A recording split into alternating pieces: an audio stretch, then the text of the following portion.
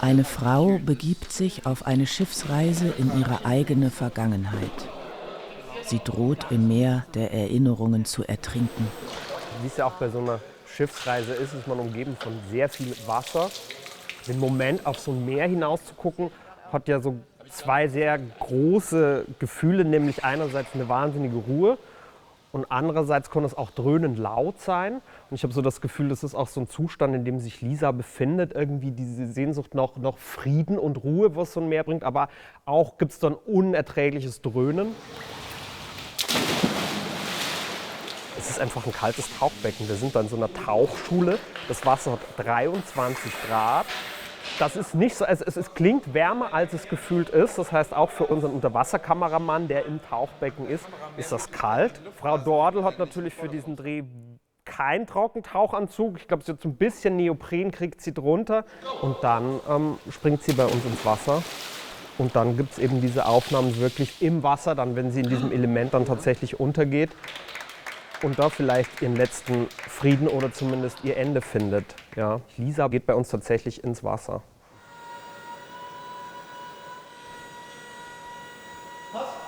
Die Kajüten eines Kreuzfahrtschiffs erinnern in ihrer Gleichförmigkeit an moderne Baracken.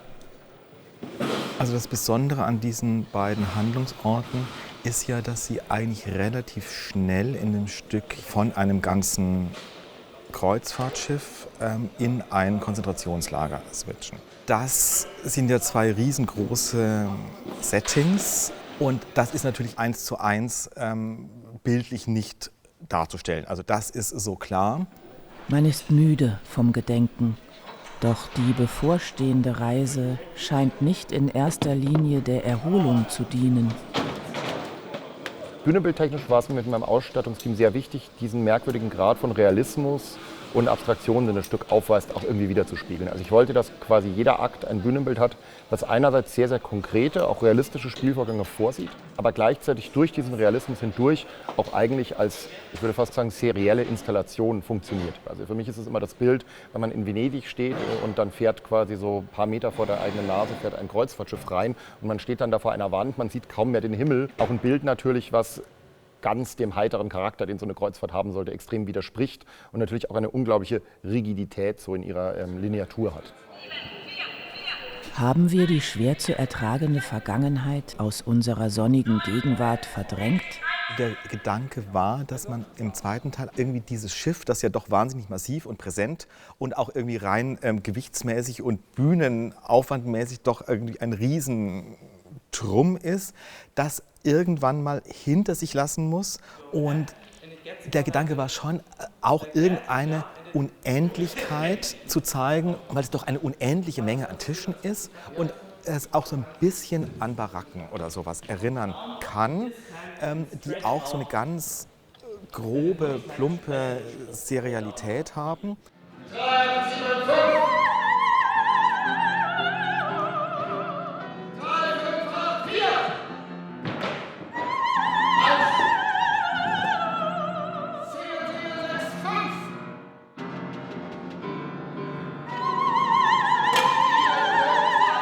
Es gibt eine Rahmenhandlung, die spielt Ende der 50er Jahre, 59, 60 sagt die Partitur, auf einem Transatlantikschiff, das von Europa fährt über den Atlantik nach Südamerika.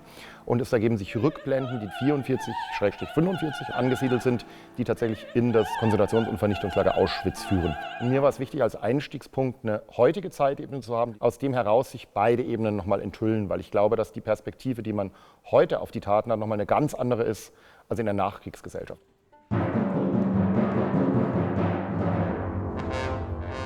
Sieht sich die Gesellschaft immer noch verantwortlich für die vergangene Grausamkeit? Wie lange dauert es, bis die Menschen zu einer Wiederholung in der Lage sind? Wenn die Stimmen der Verstorbenen, der Gefallenen, der Ermordeten eines Tages verstummen, dann sind wir verloren. Nicht, dass wir vergessen, wir relativieren. Und wir denken, es trifft die anderen, es trifft definitiv nicht uns. ungefähr 50 bis 70 Jahre währt noch die Erinnerung an die Traumata von damals. Und dann sagen sich die Menschen den Mantra nie wieder. Und plötzlich erwachen sie eines unschönen Tages und sehen, es wiederholt sich alles. Nicht unbedingt wortwörtlich so, aber es wiederholt sich. Wir dachten alle, wenn es irgendwo nochmal passieren würde, dann definitiv nicht in Deutschland. Deutschland ist dagegen geimpft. Wie es sich herausstellt, nicht genügend geimpft, bestimmte Impfungen verjähren. Und die muss man sich immer wieder neu holen.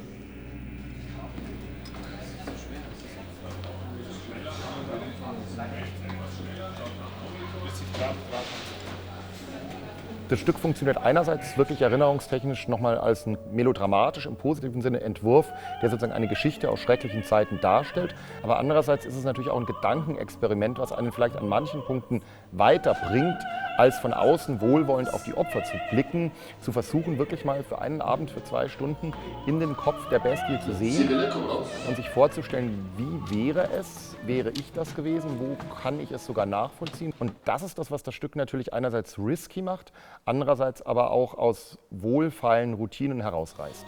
Wir alle, die wir im Lager Dienst taten, konnten uns nicht damit abfinden. Die Vergangenheit lehrt uns das Problem mit der Menschlichkeit. Das Ende der Erinnerung ist der Anfang des Untergangs.